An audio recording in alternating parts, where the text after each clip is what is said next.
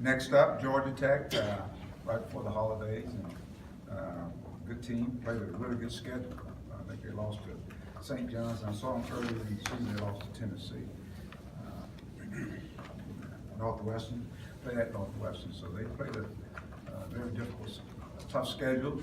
So coming in here, I'm sure they'll be ready to play. And we're coming off the finals and finally had a game in Little Rock where we had the sluggishness to start off. Second half was much better, and of course with the Georgia Tech team coming in here, good guard play, really good guard play. We're gonna have to play a whole lot better.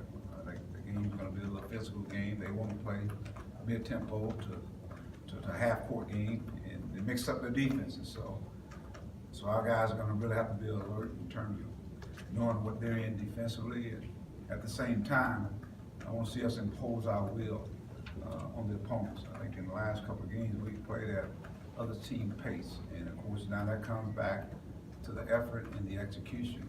We've got to be better in those departments. Questions? Yeah, Max, what you just said specifically, what do you guys need to do to get the tempo more to your liking? I think defensively, we got to be engaged. I think our defense got to have positions, got to be in position, and I just think the overall effort. We got to come up with those loose balls. I mean, we're making stops, but the second, teams are getting offensive rebounds, or we're getting, the last game we had a bunch of turnovers. That's execution. You got to value the basketball and take care of the basketball. We start the game off with 2 turnovers, and that's kind of sloppiness.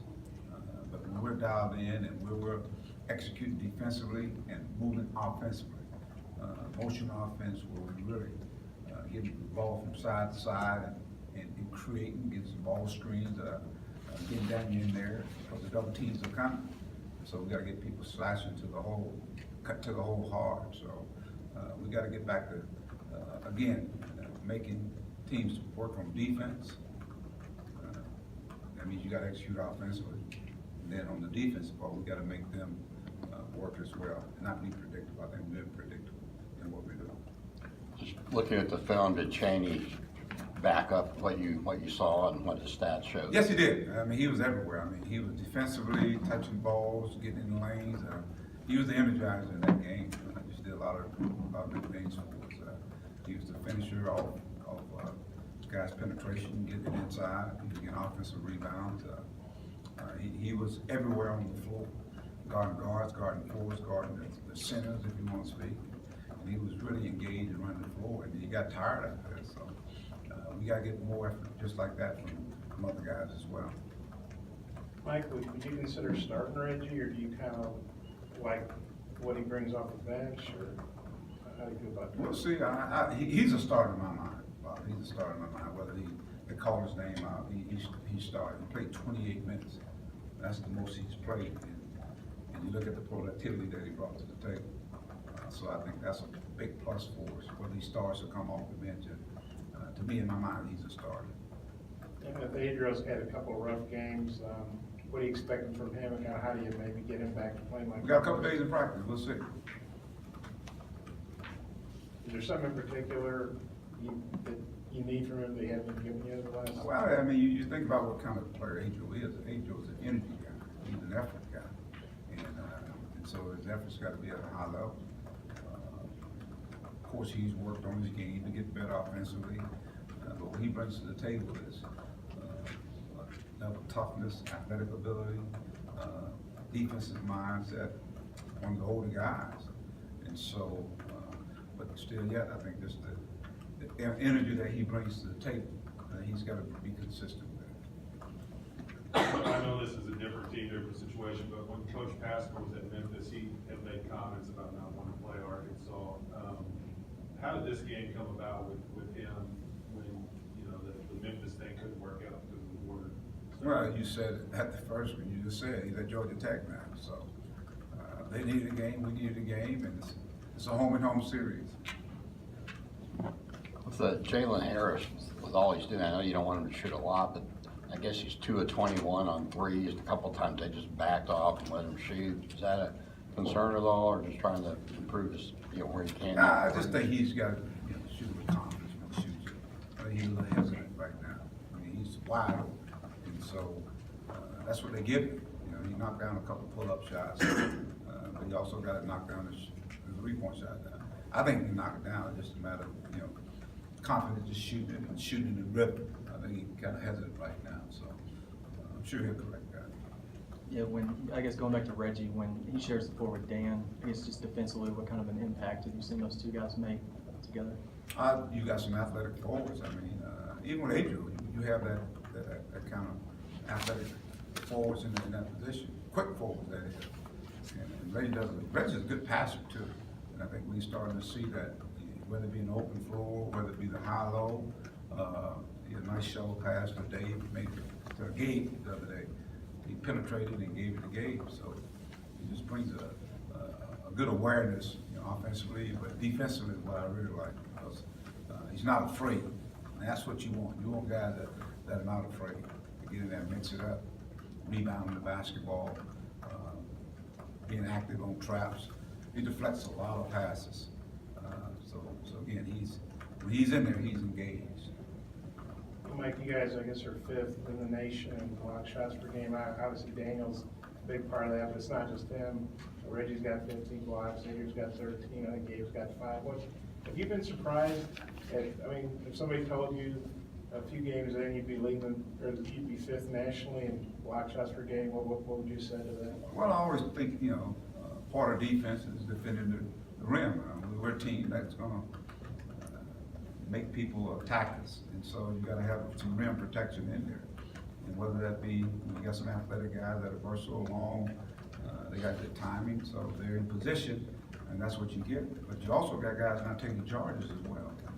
So now, I think that makes us even more effective when we do it. You know, the other night you wouldn't know that, because those guys were laying up in the first half. I thought in the second half we did a much better job of really, when those guys penetrated, got in the lanes, we kind of fogged it up a little bit and had a couple of block shots. But we got some athletic guys, and so hopefully that continues, because that's a big part of defense, contesting shots without fouling. Especially Daniel, what do you think of him? He's probably one of the best shot blockers Arkansas's ever had, I would think. He's gotten better. He's gotten better. You know, last year, you know, he was attempting to block some shots, but he got in foul trouble a lot. So this year, I think he's done a much better job of squaring up and really just going straight up and blocking some shots. But then again, you look at the guys that are pressing out on the perimeter. I think they're doing a good job of channeling those guys in there. And so he's doing what he's supposed to do. For a team like you guys that likes to extend defense with your wing players and your guards, how good is it to have that rim protection? It helps. It helps. And I think it's a big part of, you know, what you can go out there and extend the pressure, because you know you got some guys back there, but you want to do it in a way where we make it difficult for them to even penetrate, because that's the hardest thing to cover, is to do with penetration. But in the event they do, you still want to be in the picture, because if that big guy comes up to help you block shots, then you got to dig down in there and come up with that loose ball, because 9 times out of 10, they're going to drop a bounce pass or a pass to the next guy. So we got to be anticipating the next play, the next pass.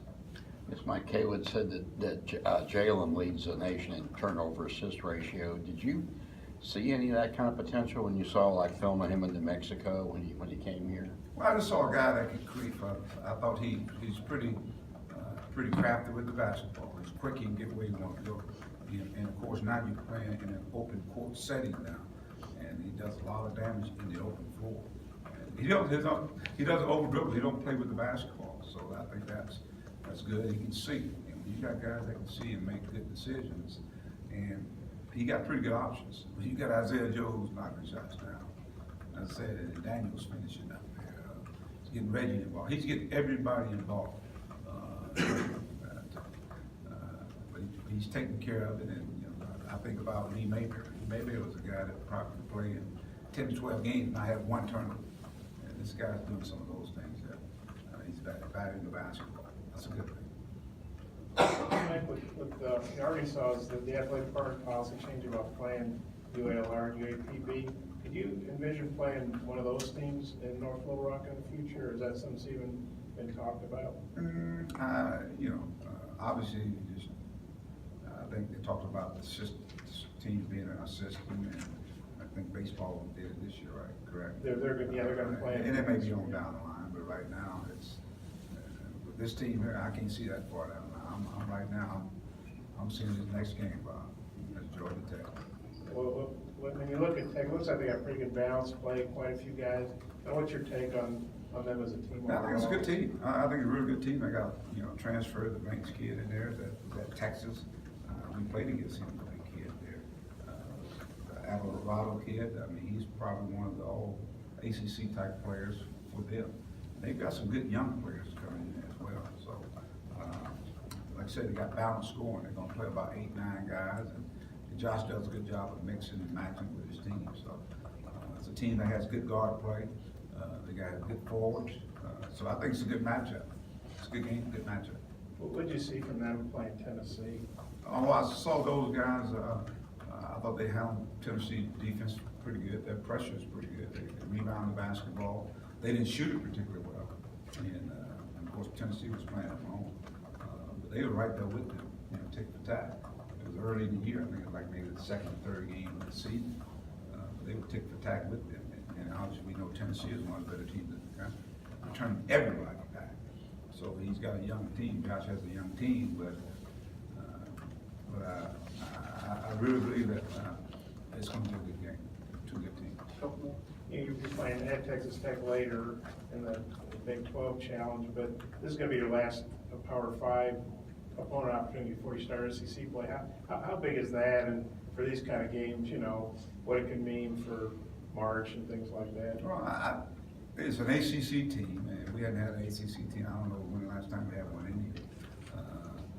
So if you're talking about from that standpoint, but I just think every team we play, I mean, if you look at the games we played, even Texas San Antonio, good basketball team. And so, but they're from the ACC, and obviously people look at the name, the ACC, and Georgia Tech has a lot of tradition.